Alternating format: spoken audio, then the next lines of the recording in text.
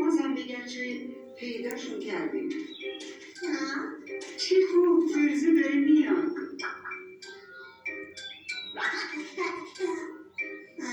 زوزو حواستو جمع کن که زودتر پیداشون کنیم.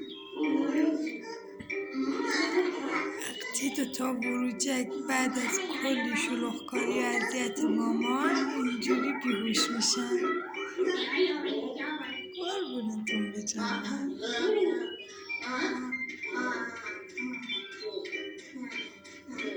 زوزوی جنگلبان تو اینجا بمون، شاید لازم باشه به طرف دیگه ای بری. چه خوب لاکی هم اومده تا به زوزوینا کمک کنه.